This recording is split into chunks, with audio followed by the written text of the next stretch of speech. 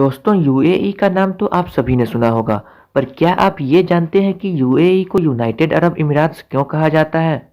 Obviously United Arab इमिरात्स UAE का full form है, लेकिन यहाँ पर यूनाइटेड वर्ड का इस्तेमाल क्यों होता है? और अगर यूएई एक कंट्री है, तो दुबई और अबू धाबी क्या है? तो आगे देखते रहिए इस वीडियो को। आज के इस वीडियो में हम बात करेंगे यूएई के बारे में। तो यूएई पर्शियन गल्फ के किनारे पर सिचुएटेड है और 19th सेंचुरी तक पूरा यूएई छोटे-छोटे एरियाज में डिवाइडेड था, जिसमें अलग-अलग ट्राइब्स के लोग रहते थे और उन ट्राइब्स के लीडर्स को एमिर कहा जाता है और एक एमिर जितने एरिया पर रूल करता है, उस एरिया को एमिरात कहा जाता है। हालांकि एमिर एक टाइटल है जिसका सीधा मतलब राजा नहीं होता है। अलग-अलग जगह और अलग-अलग समय पर इसका अलग-अलग यूज होता है। तो 19th सेंचुरी के टाइम में पूरा यूएई अलग-अलग एमिरात्स में बटा हुआ था। जब ईस्ट इंडिया कंपनी का कोई जहाज पर्शियन गल्फ से जाता था, तो इन इमिरात्स के सोल्जर उस जहाज पर हमला करके लूट लेते थे। इस लूटपाट में जो सबसे बड़ा नाम था, वो था अल कसीमी। हालांकि शारजाह के रूलर सुल्तान बिन मोहम्मद अल कसीमी ने अपने book the myth of the Arab piracy in the gulf में इस आरोप को अंग्रेजों की साजिश बताई है। अल कसीमी एक अरब डायनेस्टी है जो शारजाह और रस अल खैमा पर रूल करती है। तो इस लूटपाट के कारण अंग्रेजों में और अल कसीमी के सोल्जर्स में बहुत बार कॉन्फ्लिक्ट भी हुआ। अल कसीमी को ब्रिटिश द्वारा पायरेट्स और पर्शियन गल्फ के साउथर्न कोस्ट को पायरेट कोस्ट कहा जाने लगा। फाइनली 1820 में Abu Dhabi, Sharjah, Ajman, Al Quwain, Ras Al Khaimah और ग्रेट ब्रिटेन के रूलर्स के बीच general maritime treaty of 1820 sign हुआ, जिससे लूटपाट और कॉन्फ्लिक्ट्स बंद हो गए। इसके बाद भी अलग-अलग ट्रीटीज साइन होते रहे, जिससे ब्रिटिश गवर्नमेंट इन स्टेट्स को लैंड और सी से प्रोटेक्शन प्रोवाइड करती थी, पर इन स्टेट्स के इंटरनल अफेयर में या इंटरनल कॉन्फ्लिक्ट्स में इंटरफेयर नहीं करती थी, जिसके बदले ये स्टेट्स दूसरे किसी कंट्री से नहीं मिल सकते थे।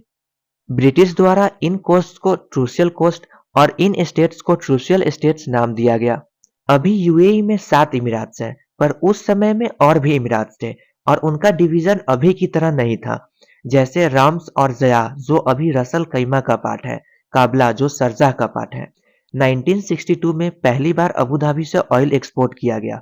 1966 तक ब्रिटिश गवर्नमेंट इस कंक्लूजन पर पहुंच चुकी थी कि वो अब ट्रूसियल स्टेट्स को मैनेज नहीं कर सकती है।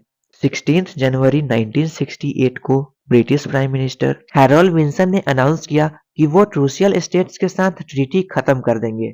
जब अबू धाबी के रूलर को ये बात पता चली, तो उन्होंने 1968 में ही 9 इमिरात्स का यूनियन प्रपोज किया, जिसमें कतर और बहरेन भी शामिल था। लेकिन बहरेन अगस्त 1971 में इंडिपेंडेंट होके अलग कंट्री बन गया और कतर सितंबर 1971 में इंडिपेंडेंट होके अलग कंट्री बन गया। फाइनली 1 दिसंबर 1971 को ब्रिटिश ट्रूसियल स्टेट ट्रीटी एक्सपायर हुआ और ट्रूसियल स्टेट्स भी इंडिपेंडेंट हो गया। 2 दिसंबर 1971 को दुबई गेस्ट हाउस में सभी रूलर्स ने यूएई का फाउंडिंग ट्रीटी साइन किया। उस समय 6 एमिरात्स के यूनियन से यूएई बना। Abu Dhabi, Ajman, Dubai, Fujairah, Sharjah और अल कुवैन। 10 फरवरी 1972 को रस अल खैमा ने भी इस यूनियन को ज्वाइन किया और तब से यूनाइटेड अरब इमिरात्स 7 इमिरात से मिलकर बना हुआ एक कंट्री बन गया। इन सिंपल वर्ड्स, यूनिफिकेशन से पहले 7 अलग-अलग राज्य थे, जिस पर अलग-अलग रूलर्स रूल करते थे और उनका अलग-अलग लॉ था। फाइनली सभी रूलर्स ने ये डिसाइड किया कि हम सभी एक साथ मिल जाएंगे और एक कंट्री बना लेंगे। और इस तरह अलग-अलग इमिरात्स ने एक साथ मिलकर एक कंट्री बना लिया, जिसका नाम है यूएई। शेख जयद बिन सुल्तान अल नहयान, जो अबू धाबी के रूलर थे, उनको यूएई का पहला प्रेसिडेंट बनाया गया। शेख रशीद बिन सईद अल मखदूम, जो दुबई के रूलर थे, उनको यूएई का पहला वाइस प्रेसिडेंट और उनके बेटे शेख मखदूम बिन रशीद अल मखदूम को पहला प्राइम मिनिस्टर बनाया गया। अल्दो ऐसा कोई कॉन्स्टिट्यूशनल रूल नहीं है, लेकिन हमेशा अबू धाबी के रूलर को यूएई का प्रेसिडेंट और दुबई के रूलर को यूएई का वाइस प्रेसिडेंट और प्राइम मिनिस्टर बनाया जाता है। यूएई का जो अभी ऑफिशियल कैपिटल है, वो है अबू धाबी सिटी। अब यहाँ पर मैंने सिटी इसीलिए बोला है क्योंकि अबू धाबी एक एमिरात भी है, एमिरात ऑफ अबू धाबी, और उस एमिरात के अंदर एक शहर है जिसका नाम है अबू धाबी। तो पूरा एमिरात ऑफ अबू धाबी यूएई का कैपिटल नहीं है, बल्कि अबू धाबी शहर यूएई का कैपिटल है। ठीक इसी तरह एमिरात ऑफ दुबई के अंदर एक शहर है जिसका नाम है दुबई, एमिरात ऑफ शारजाह के अंदर एक शहर है जिसका नाम है शारजाह और बाकी जितने भी एमिरात हैं उनके अंदर उसी नाम का शहर है। तो जब यूएई का यूनिफिकेशन हुआ तब अल करामा नाम का एक शहर बनना था जो एमिरात ऑफ अबू धाबी और दुबई के बॉर्डर पर बनता और उसको यूएई का कैपिटल सिटी बनना था। पर तब तक के लिए अबू धाबी को प्रोविजनल कैपिटल बनाया गया, पर फाइनली 1996 में अबू धाबी ऑफिशियल कैपिटल बन गया। अब हम बात करते हैं यूएई के पॉलिटिकल स्ट्रक्चर के बारे में। तो यूएई में कोई भी डेमोक्रेसी और फ्रीडम ऑफ स्पीच नहीं है। इस कंट्री में 5 फेडरल अथॉरिटीज हैं: federal supreme council, president and vice president, the cabinet, federal national council और federal judicial authority. Federal supreme council में 7 मेंबर्स हैं जो सातों एमिरात्स के रूलर्स हैं और ये काउंसिल यूएई का सबसे सुप्रीम लेजिस्लेटिव और एग्जीक्यूटिव बॉडी है, यानी कि इनका डिसीजन ही फाइनल डिसीजन होगा।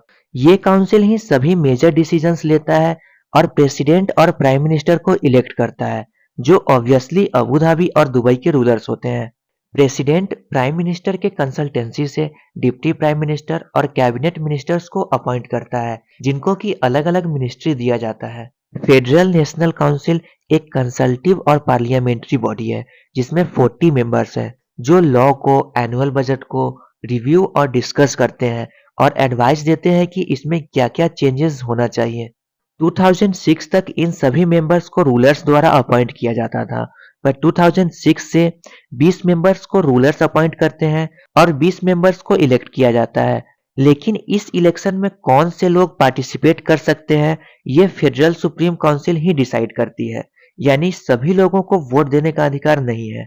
यूएई का जुडिशियल स्ट्रक्चर 2 सिस्टम्स में डिवाइडेड है: फेडरल जुडिशियरी, जिसके अंदर फेडरल सुप्रीम कोर्ट आता है जो यूएई का हाईएस्ट जुडिशियल अथॉरिटी है, और दूसरा है लोकल जुडिशियल डिपार्टमेंट। तो अबू धाबी, दुबई और रसल खैमा अपना लोकल जुडिशियरी फॉलो करते हैं और बाकी सभी फेडरल जुडिशियरी फॉलो करते हैं। अब ये तो हो गई यूएई एज अ नेशन की बात, पर इसके अलावा सभी एमिरात्स को उनके रूलर्स के द्वारा गवर्न किया जाता है, जिसके अपने अपने रूल्स हैं, अपनी अलग गवर्निंग बॉडी है और कुछ एमिरात्स के पास कुछ एक्स्ट्रा राइट्स हैं जो दूसरों के पास नहीं है। कुछ ऐसे डिपार्टमेंट्स हैं जिनको सिर्फ नेशनल अथॉरिटी ही हैंडल कर सकती है। कुछ ऐसे रूल्स हैं जिनको सभी एमिरात्स को मानना है और यूएई को अरबिक में अल इमरात अल अरबिया अल मुत्तहिदा कहा जाता है। तो मैं उम्मीद करता हूँ कि आप समझ गए होंगे कि यूएई क्या है। तो बस आज का ये वीडियो यहीं पर खत्म होता है। अगर आपको ये वीडियो पसंद आया हो तो लाइक कीजिए, शेयर कीजिए और कमेंट्स में लिखकर बताइए कि आपको ये वीडियो कैसा लगा।